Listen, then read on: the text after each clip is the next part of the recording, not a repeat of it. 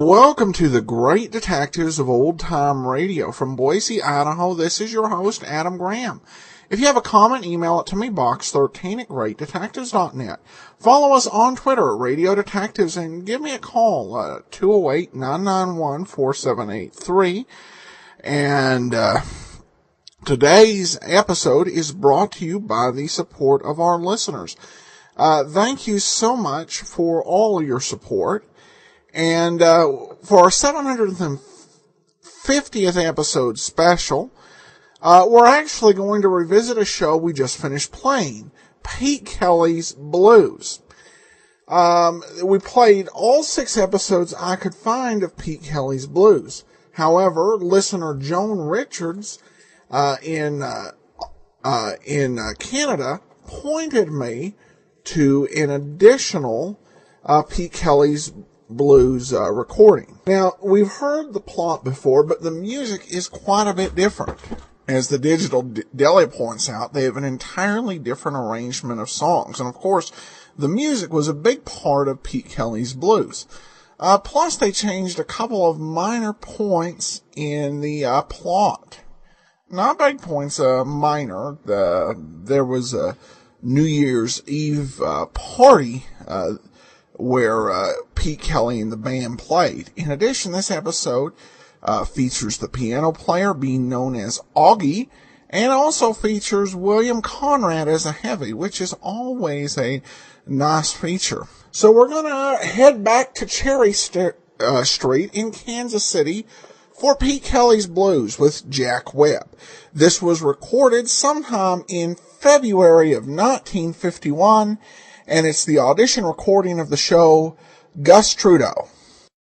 This one's about Pete Kelly.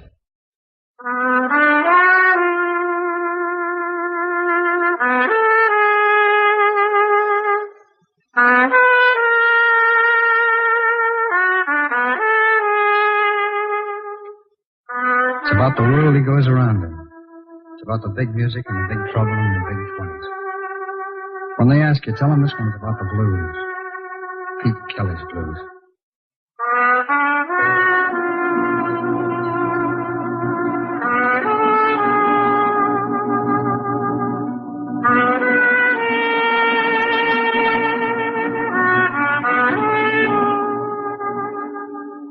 Pete Kelly's Blues, starring Jack Webb, with story by Jim Moser, music by Dick Cathcart.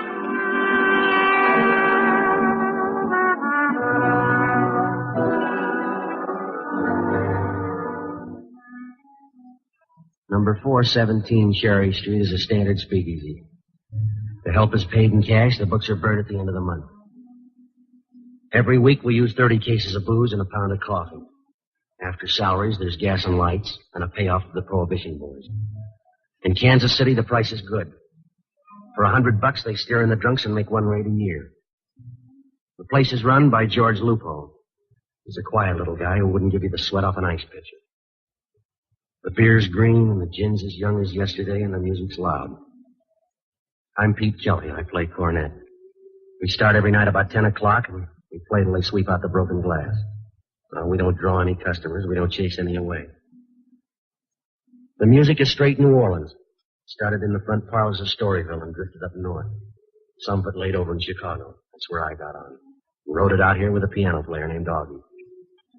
Well, he's still with the band, but last night he was barely with it. We took a break about 11. Augie was late getting back. Might as well have stayed in there because he kept looking around the room, and the way the piano sounded, you'd think he had on the catcher's mitt.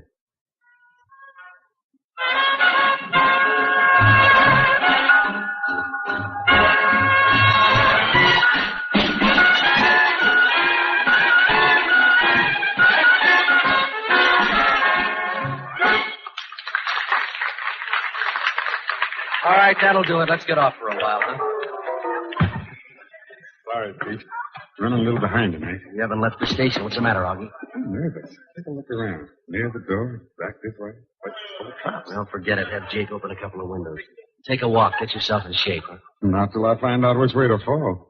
Boys are here for heavy duty. I learned that out in the kitchen. Now, let's duck behind the stand. All right, what about it? You know Dutch Courtney? I drink his beer, that's all. Well, somebody shot Courtney up tonight out near Highway 40. That's too bad. He'd have drawn a good crowd downtown. Who killed him? I don't know, but whoever he is in for a big night. The police are trying for him. So's his partner. Well, let him play. How does our place fit into it? I couldn't guess, but we'll find out soon. See the big guy that just walked in the door? Yeah, boss cop? Almost. It's Eddie Newman, Dutch Courtney's partner. Come on, we better get back in the stand. Kelly. Yeah. My name's Newman. Come on, Side. Well, we're due to play. I'll hear you later. Come on.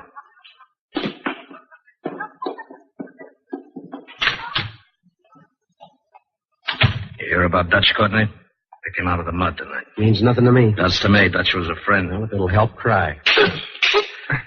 I'm short on time, Kelly. Now give me a rundown on Gus Trudeau. There's nothing to say. He played for a while and he went to the boneyard. You know him. You know his sister. You'll have to ask Courtney about that. I haven't seen her since the old days. You knew Gus well enough to figure he didn't like Dutch Courtney. He didn't like him 1 pound. Well, you can't blame him. Dutch sidestepped and paid Trudeau's way to jail. Bookkeeping. I don't know anything about it. All right, look, Newman, you're on the wrong track. This is a job killing. Your boy got frisky and somebody sent down a Chicago gun. The price tag shows. Sorry, Trudeau's my pick. What did he hit him with? A high-powered rifle? Gus Trudeau's away up in Leavenworth. He used to be.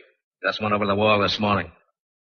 When he shows up, I want him. Well, why pick me? Now, ask around. He'll head for you. He's broke. He'll need train fare. No, not if he killed Dutch Courtney. Somebody will give him a railroad.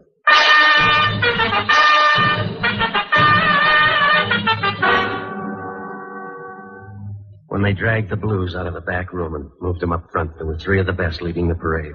They were all blowing cornets. One was Buddy Bolden, one was King Oliver, and the other was Gus Trudeau. Oh, he was a lot of music, but not much man. He picked me up on a union date on the south side of Chicago and taught me how to play. He got into me for a Boston 3-star cornet and gin for the rest of his life. When he got down to running errands for Dutch Courtney, I left for Kansas City. A couple of months later, Courtney needed a patsy, and Trudeau was it. He wound up with a 5-year stand at Leavenworth. But Gus never felt right unless he was in trouble. Only this time he cut me in for a piece, too. Well, I picked up a drink at the bar and fought my way back to the stand.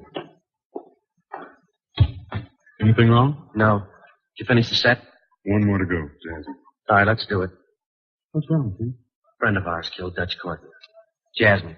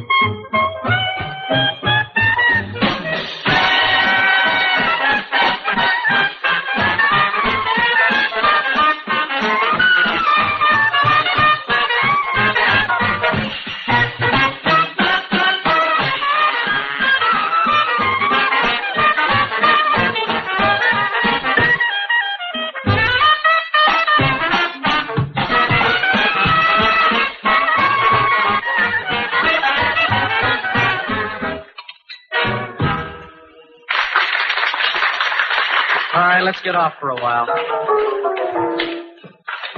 Now, who did you say killed Dutch Courtney? That's Trudeau. What with? Where? Trudeau's in jail. No, not since this morning. Which one of you is Kelly? I am. A friend of yours in town wants to see you right away. Who is it? He's waiting up at your room. Did he give a name? Just Gus.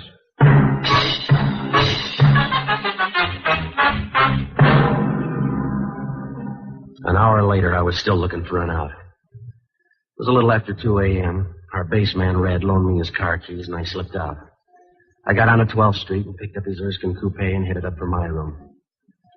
All the way out Grand Avenue, the streetlights were spending the rest of New Year's alone.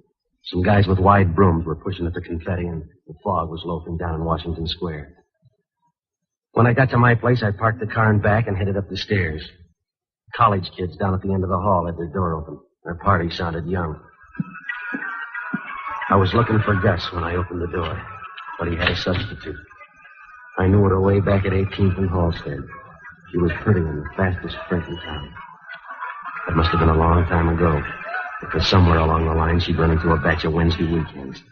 She wasn't pretty anymore. Hello, Pete. Where's your brother? I don't know where Gus is. That's why I'm here. I knew you'd be the first one he'd come to. Yeah. Now what about the break? I was up to see him 2 weeks ago. He didn't say anything about it.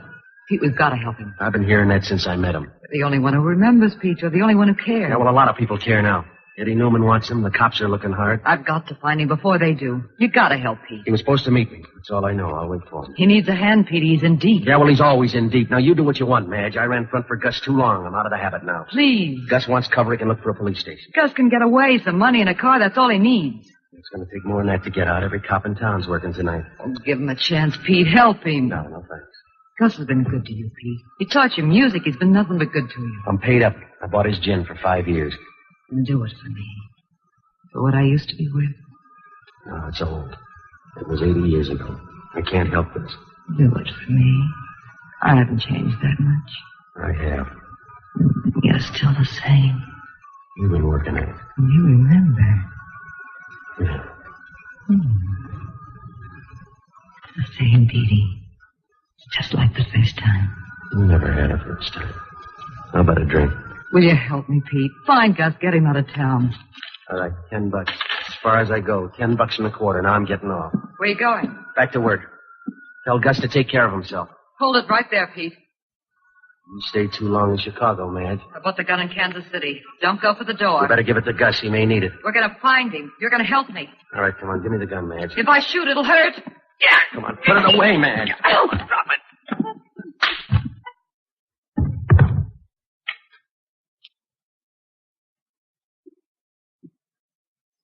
Who's she? We'll trade. Who are you? Cage. I work downtown on homicide. Who you got on your floor? Madge Trudeau. Tell me about her. I knew her in Chicago. After that, I heard she did favors for Dutch Court. After that, I don't know. Is she tired?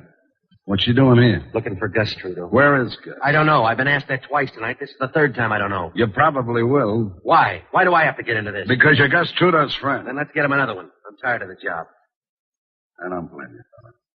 You'll come out of this with a lot of trouble. For instance. I'll make it simple. If Gus Trudeau shows and you turn him over to Newman, we'll send you up as an accessory to murder. If he shows and you turn him over to us, Newman will probably kill you. Oh, that's real good. In the meantime, what do you guys do for a living? We're busy. We couldn't prove Newman killed you. It's after 2. Get back to that club. Leave you here? I got work to do. Like what? This woman. See if I can get anything out of her. Oh, it's been done before, but I'll bet 10 to 1 in your case. Go on back. I'll tidy up. Good night, cop. Leave the rugs.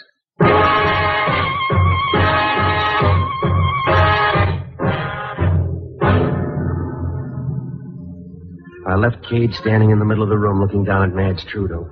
He didn't watch me leave, but I figured it wouldn't be too long before he'd turn that gleam back on me. Well, I went back to 417 and ran into our piano man, Augie, outside in the alley trying to steal some clean air. Happy holidays, Petey. How's Gus? How did you see him? Oh, forget him. I got it all figured out for the two of us, Petey. Today we'll spend our time dodging destiny. We'll hit for some small back room. I'll bring the bottled goods, and we'll live on gin and sauerkraut and make the walls sit up and listen. 1 horn, 1 piano. The blues, Petey. We'll write them in the middle of next year. All right, save it. Will you just set me straight? Right now, across the river, there's 2 places. The High Life Club or Fat Annie's. You sure he's there? That's what the word is. I'll pass the hat down at the Union Hall for both of you. Is Gus alone over there? He is now, but there's going to be a crowd. What do you mean? I told you. Yeah. When Eddie Newman gets back, I got to tell him.